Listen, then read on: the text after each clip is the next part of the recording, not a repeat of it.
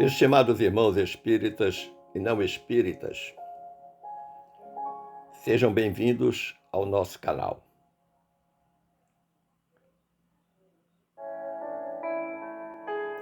Todo coração que se dispõe a imitar Jesus,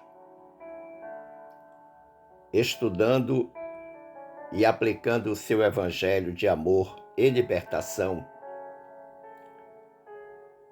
aure forças para enfrentar toda e qualquer dificuldade na existência corporal. Experimente. Com este pensamento da benfeitora Glorinha, desejo convidá-los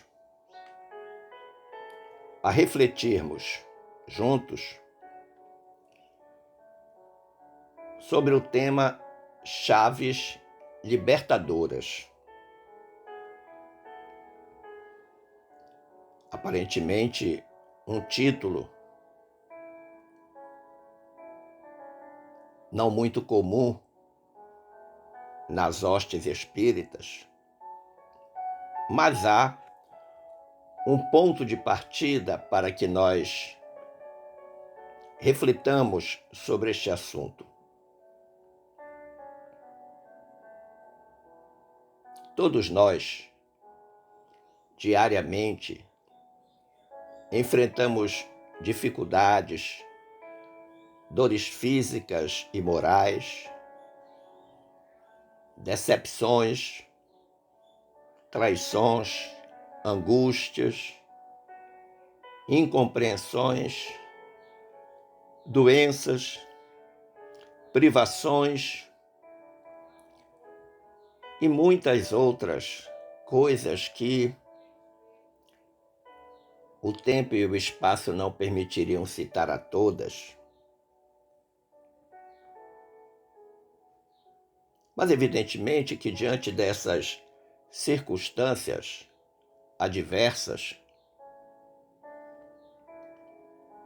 todos nos perguntamos: qual o significado de tudo isso? Por que estou passando por isso? Alguns chegam até a dizer: que mal eu fiz a Deus para merecer estas coisas? São perguntas consideradas normais ou até naturais para todo aquele que ainda não acredita na pluralidade das existências, não acredita na reencarnação, não acredita na existência do plano espiritual.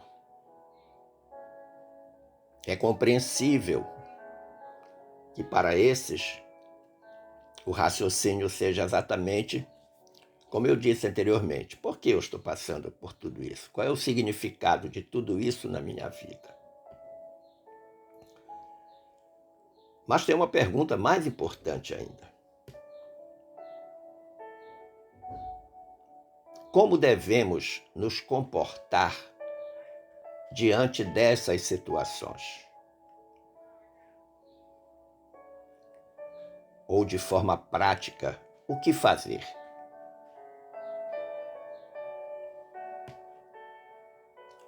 E para responder esta pergunta, eu fui até a obra Janela para a Vida, escrita por Francisco Cândido Xavier e Fernando Worm, uma obra mediúnica, na qual vários benfeitores espirituais participam da obra. E na parte 6 do livro, a parte 6 intitula-se Mensagens do Céu à Terra. Lá na página 42 existe um capítulo, um texto intitulado Chaves Libertadoras, cujo autor espiritual é André Luiz. o benfeitor André Luiz, sobejamente conhecido por todos nós. Então vejamos a proposta do André Luiz dessas chaves libertadoras. Ele começa apresentando a primeira dificuldade que todos nós passamos: desgosto. Ele diz: qualquer contratempo aborrece. No entanto, sem desgosto, a conquista de experiência é impraticável. É muito interessante a forma que o André Luiz coloca. Primeiro, ele diz uma verdade: qualquer contratempo, se não aborrece, pode aborrecer a maioria das criaturas. Mas não fica só no aborrecimento, mas fica na lamentação, no desgosto daquilo ter acontecido. E aí então ele diz: no entanto, sem desgosto, a conquista de experiência é impraticável. Ou seja, o contratempo existe, mas se não houver a consequência, que é a provocação do desgosto, o contratempo não gerou nenhum efeito. E aí eu fui na obra Instrumentos do Tempo, lá no capítulo 25, para buscar um conselho de Emmanuel aplicável a essa questão do desgosto apresentada pelo André Luiz. O Emmanuel diz: não ouvides a caridade do esquecimento de todo mal. Então o Emmanuel já classifica o esquecimento do mal como uma caridade. Coisa razoavelmente difícil para algumas pessoas fazerem. Nela reside a força progressiva do bem.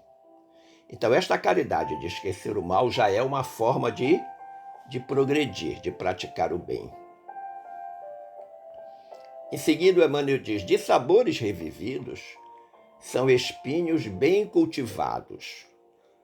E aí eu vou me referir àquelas pessoas que ficam como o boi com o feno, ficam ruminando o problema horas, dias, semanas, meses, anos a fio.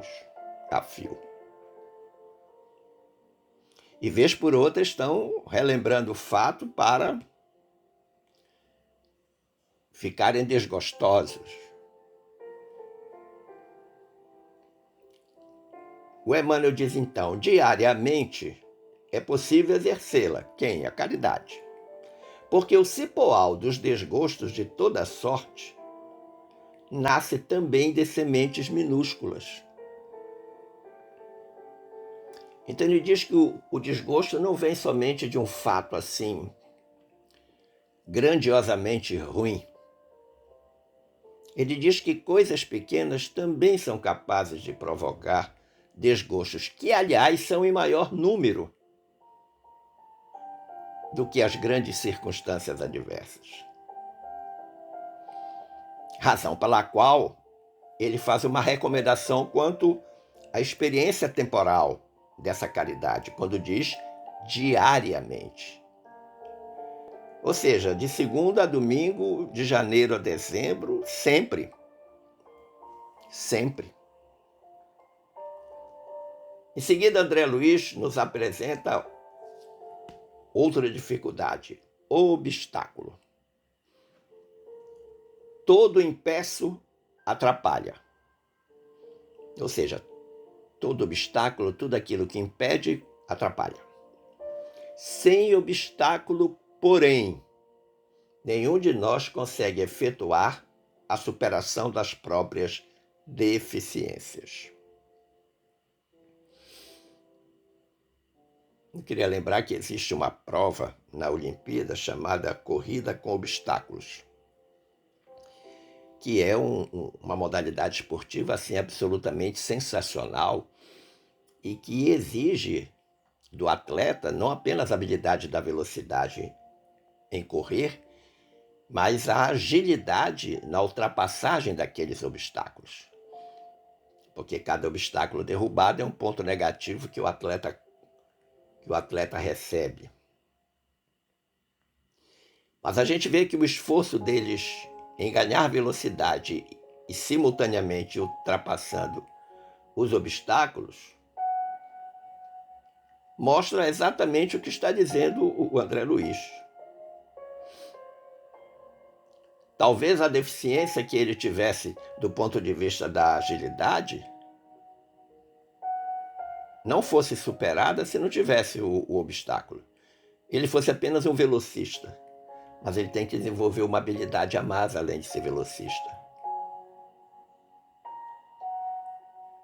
E aí, para explicar esta dificuldade que é o obstáculo, eu agora fui numa outra obra do Emmanuel, intitulado Joia, mais especificamente no capítulo 10, em que o benfeitor de Chico Xavier nos diz: não enfatizes em demasia os obstáculos humanos, porque em muitos lances da existência, os entraves do caminho se revestem de natureza providencial.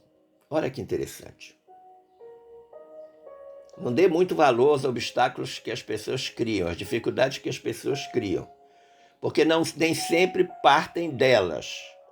Muitas vezes elas apenas são instrumentos divinos, instrumentos da providência, que são colocados no nosso caminho para que a gente desenvolva potencialidades e habilidades crísticas, tipo perdão, resignação, paciência, tolerância, calma, prudência, sabedoria. Às vezes, as dificuldades que nos acontecem não são exclusivamente engendradas pela cabeça de quem as provoca. Muito pelo contrário, faz parte de um plano maior. E aí, o Emmanuel diz em seguida: a festa que perdeste foi o meio de que se valeram os benfeitores espirituais para evitar-te o encontro com alguém cuja influência apenas te envolveria em complicações. Olha que interessante. Você perdeu a festa porque o carona que ia te levar, o carro dele quebrou e ele acabou não indo para a festa e você também não foi para a festa. E você ficou muito chateado. Quem sabe até ligou para ele para dar uma bronca.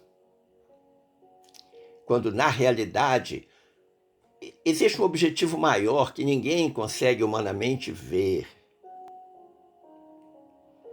São os benfeitores espirituais criando aquela circunstância para te proteger, para te livrar. Vou usar uma expressão que os nossos queridos irmãos evangélicos usam e que eu gosto muito. Para te dar um livramento. Se você fosse daquela festa, você ia encontrar uma pessoa desagradável, alguém que você não deveria nunca encontrar e que ia só te envolver em complicação, ia só te causar chateação, problema, aborrecimento e por aí vai.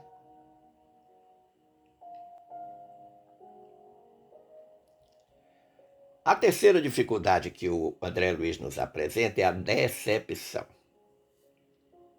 Não tem coisa pior do que ficar decepcionado, na verdade.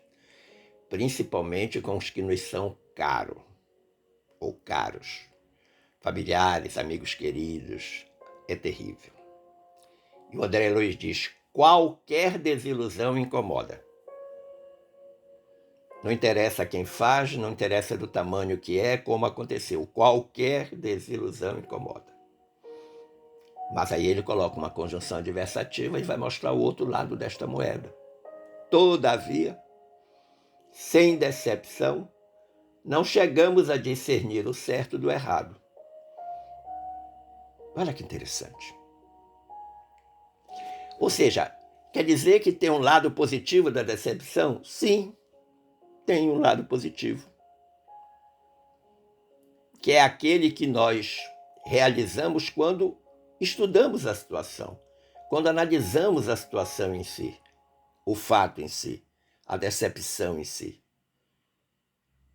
Quando nós fazemos as célebres perguntas, por quê? Justo comigo?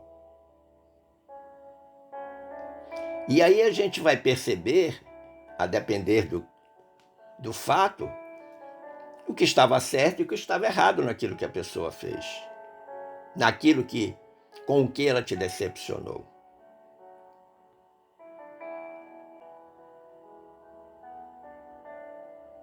Decepção com circunstâncias da vida.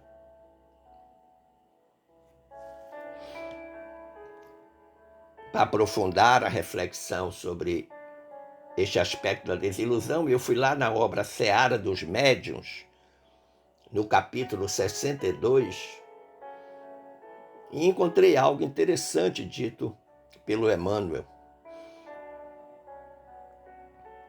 Coração e cérebro, sintonizados na criatura, assemelham-se de algum modo ao pêndulo e ao mostrador no relógio.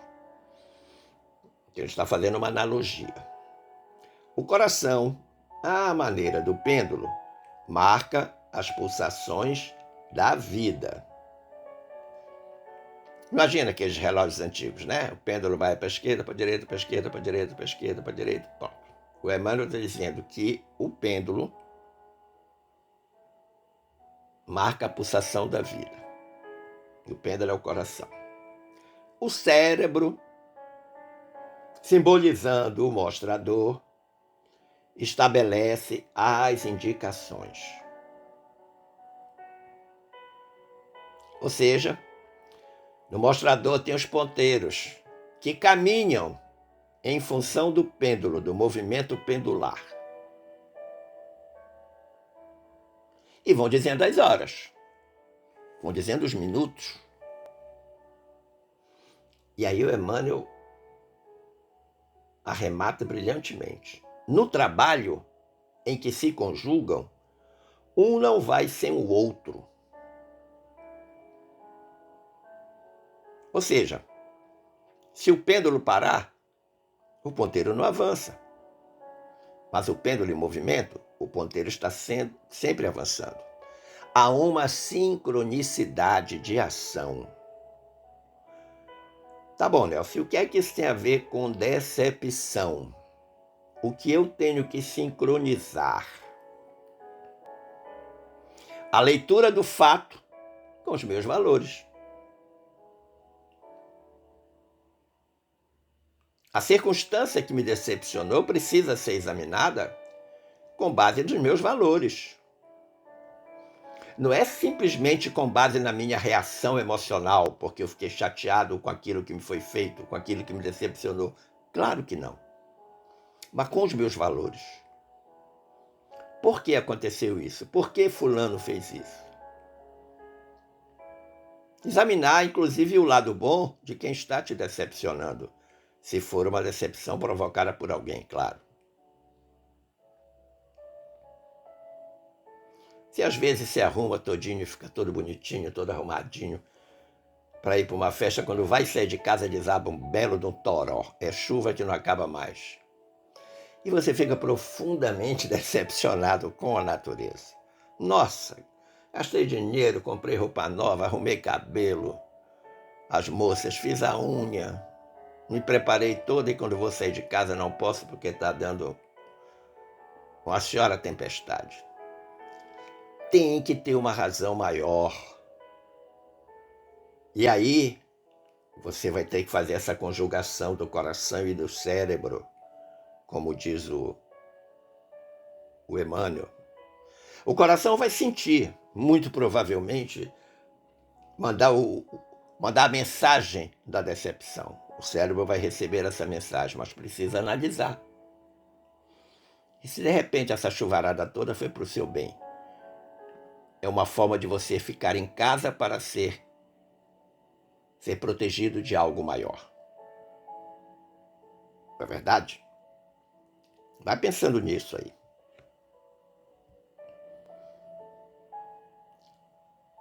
O André Luiz agora nos apresenta a enfermidade como uma das dificuldades que todos nós enfrentamos na vida. E ele diz: toda doença embaraça. Claro, um simples resfriado já cria uma situação de dificuldade, de embaraço. Quero me dirigir aí especialmente aos queridos irmãos que são alérgicos a alguma coisa, principalmente os que sofrem de rinite alérgica. Mudança de tempo, excesso de sol, poeira, fumaça, odores fortes, são capazes de desenvolver uma crise de rinite alérgica. É extremamente desconfortável. Estou lhes dizendo isso porque convivo com uma há 64 anos. Aí eu fui no Livro da Esperança, no capítulo 78, também da Lavra Mediúnica do Emmanuel, com o Chico Xavier, e encontrei algo que tem a ver com esta afirmação do André Luiz. O Emmanuel diz: somos espíritos enfermos. Sem dúvida. Se não fôssemos enfermos, não estaríamos no planeta de provas e expiações. Somos espíritos enfermos com ficha especificada nos gabinetes de tratamento instalados nas esferas superiores, dos quais instrutores e benfeitores da vida maior nos acompanham e analisam ações e reações. Mas é preciso considerar que o facultativo, mesmo sendo nosso Senhor Jesus Cristo, não pode salvar o doente e nem auxiliá-lo de todo, se o doente persiste em fugir do remédio. Olha que interessante. Se o André Luiz estiver falando da enfermidade física, isso se aplica. Se ele estiver falando da enfermidade espiritual, também se aplica. Nós todos somos permanentemente monitorados pelos instrutores e benfeitores da vida maior, a começar do mentor, do guia, do protetor. O meu se chama Glorinha. Mas tem outros benfeitores que estão também auxiliando Dona Glorinha, sem dúvida. Você tem instrutores e benfeitores que lhe acompanham desde que você chegou ao mundo dos vivos. Lembrar que Paulo, em uma de suas cartas, dizia que nós vivemos rodeados por uma nuvem de testemunhas. Claro está que entre essas testemunhas estão os benfeitores, estão os colaboradores, estão os instrutores, como também estão os obsessores, sim, sem dúvida. Mas é no final que o Emmanuel faz uma advertência absolutamente maravilhosa. Ele diz que em que pese toda essa ação ser coordenada por Jesus, de termos Jesus em nossa vida, se nós quisermos ou estivermos fugindo do remédio, ou seja, da dificuldade que tem valor pedagógico, que veio para ensinar, que veio para despertar valores, se nós insistirmos nesta fuga, Jesus não pode salvar nem auxiliar ninguém.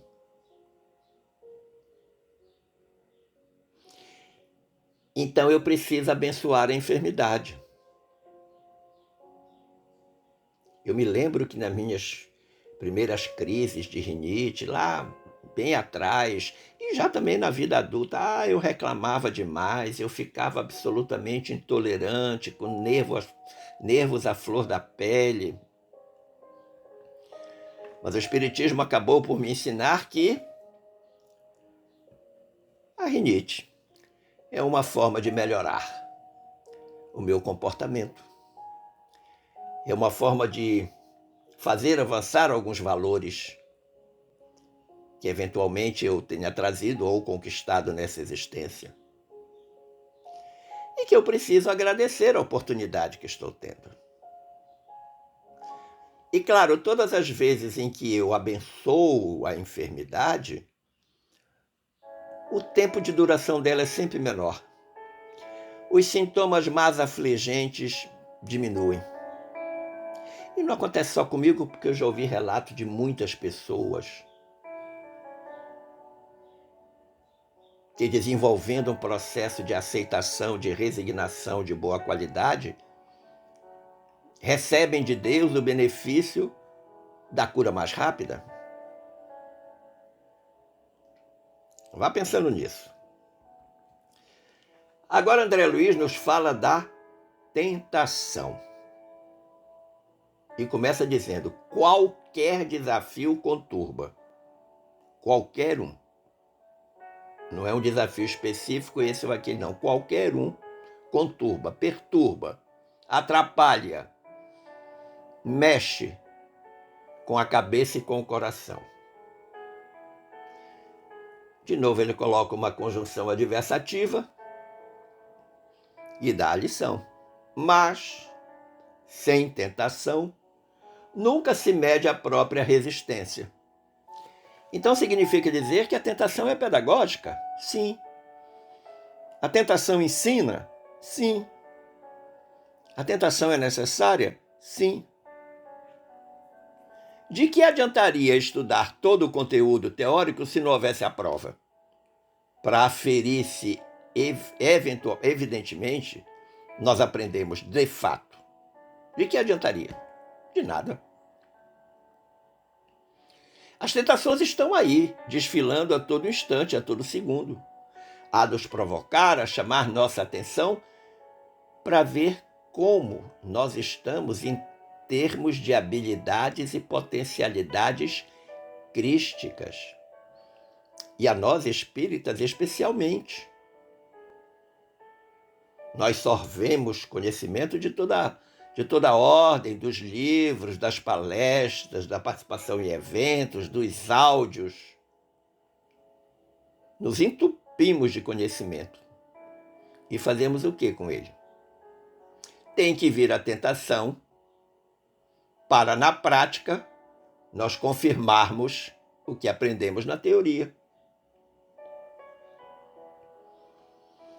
E aí, mais uma vez, eu recorri ao Emmanuel, agora numa outra obra, muito linda, por sinal, chamada Alma e Coração, mais especificamente no capítulo 59. O Emmanuel diz: cada qual de nós, no internato da reencarnação. Achei muito interessante como ele chamou, como ele qualificou a internação, né? Chama a internação de internato. E é mesmo, né? O espírito fica internado no corpo físico.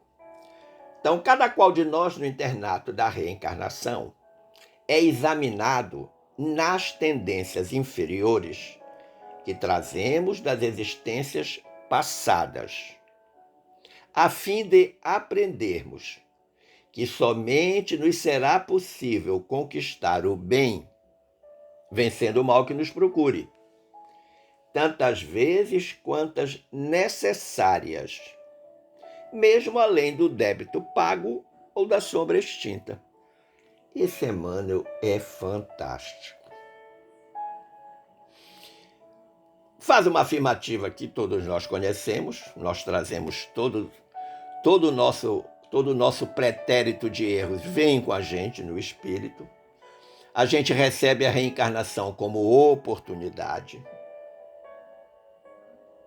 Agora, nós só vamos verdadeiramente aprender a trabalhar nelas e com elas se nós praticarmos o bem. Se nós soubermos enfrentar a tentação. A tentação vai dizer: não faz não, deixa isso para lá. Isso não é problema teu. Não, tem outras pessoas para fazerem. Não te agasta com isso.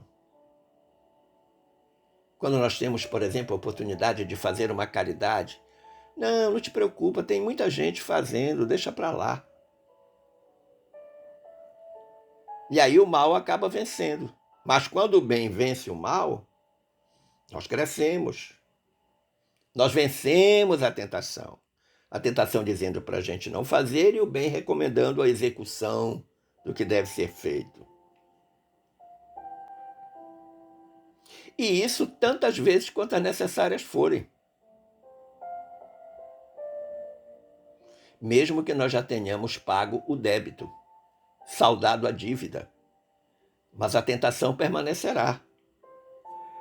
Não nos esqueçamos que os nossos adversários espirituais nos querem no chão, atrasados, no mesmo nível deles. O André Luiz agora nos apresenta o prejuízo como uma dificuldade que todos nós enfrentamos. Prejuízos materiais, prejuízos morais, prejuízos espirituais. E ele começa com uma afirmação dura, mas verdadeira. Todo golpe fere, e fere mesmo. Sem prejuízo, porém, é quase impossível construir segurança nas relações uns com os outros. Então, esse prejuízo que ele está colocando aqui me autoriza a pensar que é de natureza afetiva. Porque ele está falando no relacionamento de uns com os outros. Não obstante, por exemplo, um prejuízo material interferir numa relação. Você empresta um carro para o amigo acaba com o carro num poste e diz que não tem como pagar. Seguramente a sua relação com ele vai ficar alterada. A causa foi material, mas o forte do prejuízo é afetivo, é moral. Mas aí o Emmanuel, no capítulo 5 da obra Recados do Além, nos dá uma dica importante. Exatamente naquilo que eu comecei, né? O que é que nós devemos fazer? Como nós devemos proceder? O Emmanuel diz: todo golpe duro é oportunidade de recomeço. Ele qualifica o golpe, tem que ser duro. Daqueles que realmente fere, que machuca.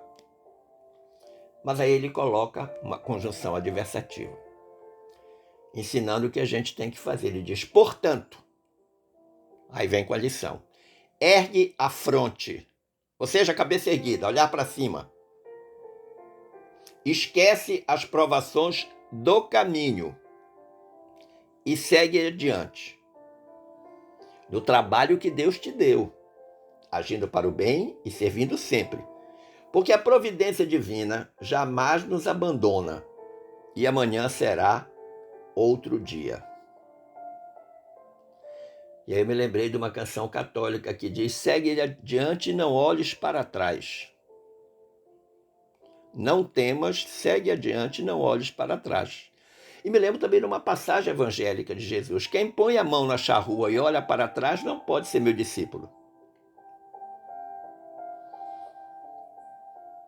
Sofreremos vários golpes da vida? Sim, sem dúvida. Mas, como diz o Emmanuel, erguer a cabeça, erguer a fronte, olhar para o alto. Saber que a vida continua. Trabalhar no bem, servir ao próximo, às pessoas. Sempre na perspectiva de que amanhã será outro dia. Com um novo amanhecer, com novas possibilidades. Nós não podemos nos afastar desse desiderato. Agora André Luiz vai nos apresentar uma dificuldade que não é fácil de ser convivido com ela, que é a ingratidão. Que tem algo que a maioria das pessoas sofre muito, é quando é vítima da ingratidão. E o André Luiz diz assim: qualquer insulto à confiança estraga a vida espiritual. De novo, qualquer. Não interessa o tamanho, de onde, a cor, não, qualquer um. A confiança. Não existe coisa mais difícil de nós assimilarmos é quando alguém, principalmente alguém que nós amamos muito, quebra a confiança que nós temos para com ela. Isso é muito difícil. Muito difícil.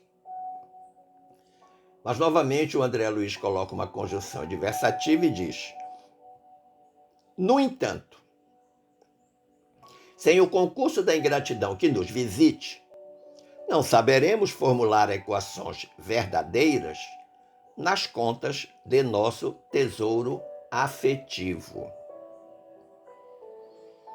Vamos logo tentar explicar o que eu entendi por tesouro afetivo. É todo o patrimônio que eu tenho de amor por mim, pelas pessoas, e que eu vou ter que utilizar nessa hora em que eu sou vítima da ingratidão. Principalmente em família. A ingratidão familiar é terrível. Mas eu vou ter que usar o meu estoque de afeto, de amor, de carinho, de paciência, que aqui o André Luiz chama de tesouro afetivo, com o qual eu vou tentar administrar essa ingratidão. E eu fui atrás, então, de uma citação, de um pensamento, para melhor refletir a questão da ingratidão. E encontrei na Revista Espírita, ano 4, de março de 1861, um texto do espírito Sócrates, através da médium Pinchon. É um texto longo, mas eu extraí algo que eu considero que é perfeitamente aplicável ao entendimento da ingratidão enquanto dificuldade, enquanto chave libertadora. Sócrates disse que vos baste saber que é necessário fazer o bem por dever e por amor a Deus. Então, fazer o bem será sempre na perspectiva. É um dever que nós temos, é uma manifestação de amor a Deus que nós temos que desempenhar. Pois disse Jesus: aquele que não faz o bem senão por interesse já recebeu sua recompensa. Eu não posso fazer o bem na perspectiva da barganha. Eu tenho que fazer o bem porque fazer o bem é o meu dever, é a minha obrigação, porque Deus se agrada disso, muito mais do que as pessoas a quem eu sirvo. E aí Sócrates diz: sabei que se aquele a quem prestais serviço esquece o benefício, daí vem a ingratidão, Deus vos levará mais em conta do que se já tivesseis sido recompensado pela gratidão do vosso favorecido. Olha que interessante. Então você faz o bem a uma determinada pessoa, essa pessoa age de forma ingrata. Se você assimila essa ingratidão, que é um golpe duro, utilizando os recursos do seu tesouro afetivo, evidentemente que Deus vai levar muito isso em conta. E mesmo que essa pessoa depois se arrependa e volte para manifestar gratidão, a sua reação anterior em assimilar o golpe já foi mais do que suficiente, especialmente aos olhos de Deus.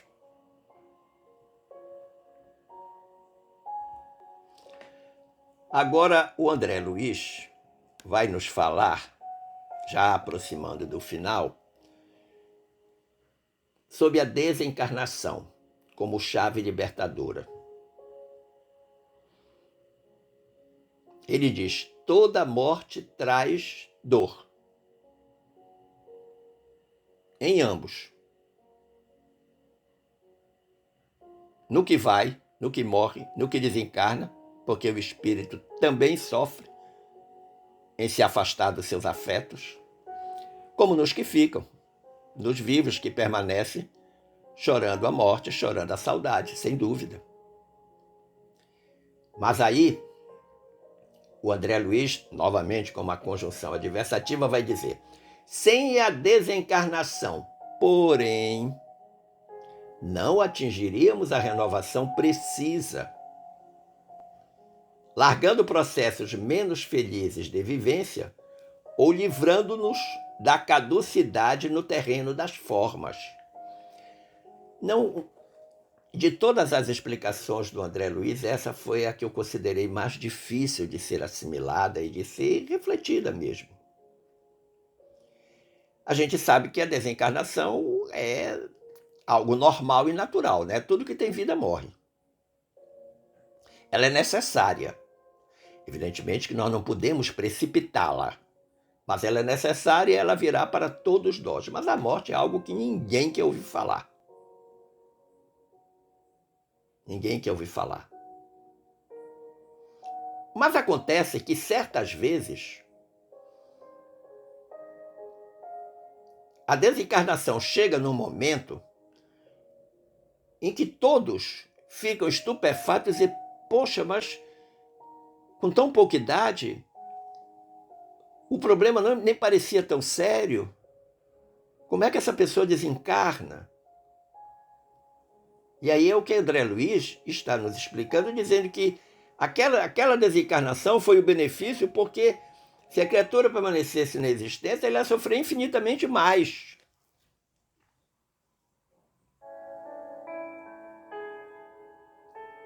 Às vezes, ou muitas vezes, se vive menos até para completar um ciclo existencial anterior em que a desencarnação foi precipitada. Você imagina que alguém, um espírito, pediu para reencarnar e lhe foi oferecido 80 anos de existência na carne. Mas aos 50, por razões que não se comenta, ele resolveu acabar com a vida, suicidou-se. Dos 80 a viver, restaram 30. Ele vai ter que viver esses 30, quer queira, quer não queira, e com certeza os viverá numa circunstância muito adversa, porque suicidou-se.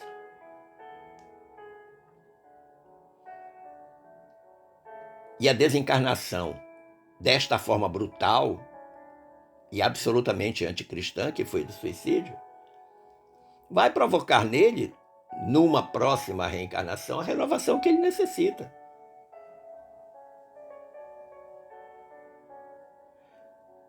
E aí eu recorri ao Allan Kardec no item 18, do capítulo 11, lá da obra A Gênese. Kardec diz: na desencarnação, o perispírito se desprende molécula a molécula do corpo, conforme se unira, e o espírito, é restituído à liberdade. Assim, não é a partida do espírito que causa a morte do corpo. Esta é que determina a partida do espírito. Ou seja, a morte do corpo físico, que eu chamo de deserção biológica, todo o aparelho biológico resolve parar, é ela quem libera o espírito. Da mesma forma que ela aprisionou o espírito lá no processo da fecundação, quando foi criado, agora, através da morte, este espírito está sendo liberado. Mas é fato que essa questão da morte ainda é muito pouco entendida pela maioria das pessoas, inclusive espíritas. Em várias oportunidades, fazendo palestras em diferentes lugares, já fiz a pergunta: quem tem medo da morte? A quantidade de mãos que se levantou sempre foi mais da metade da plateia que me assistia.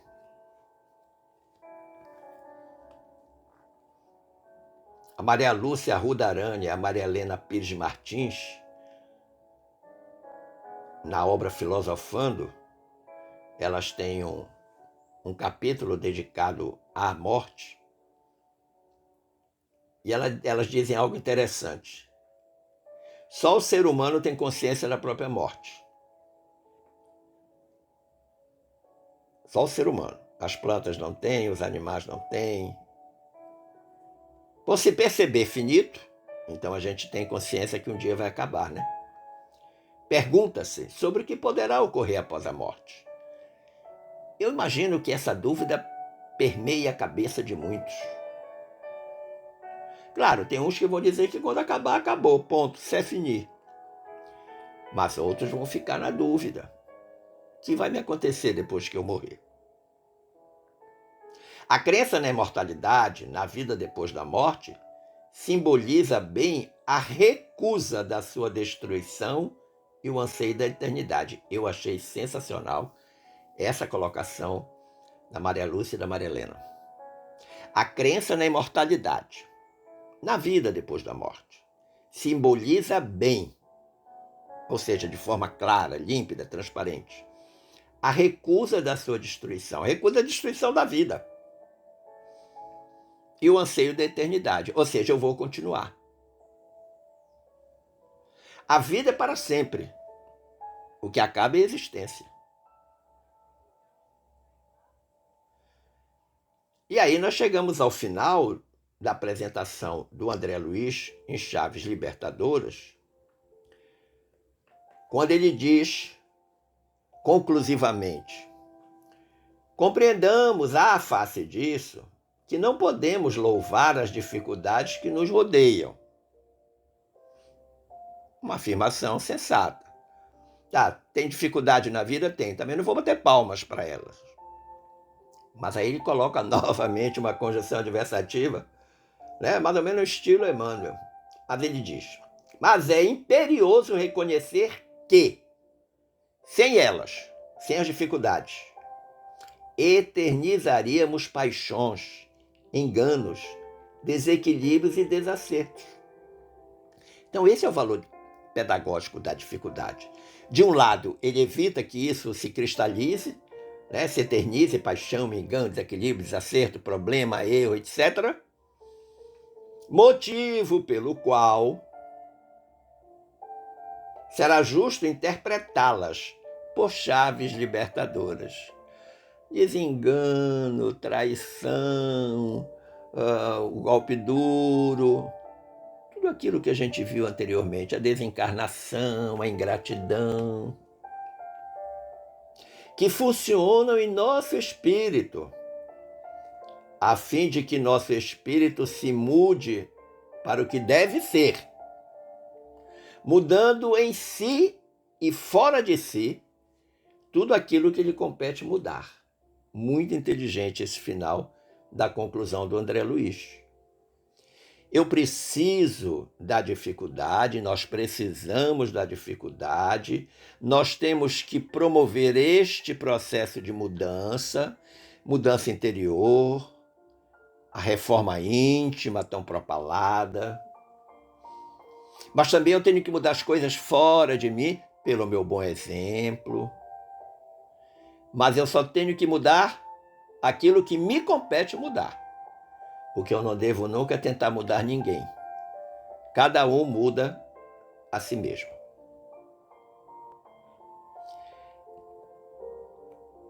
Agradecendo o carinho da sua atenção, das boas vibrações dispensadas, desejoso de que todos nós tenhamos aprendido sobre o uso correto dessas chaves libertadoras que são as dificuldades e os desenganos da vida. Muito obrigado e um forte abraço.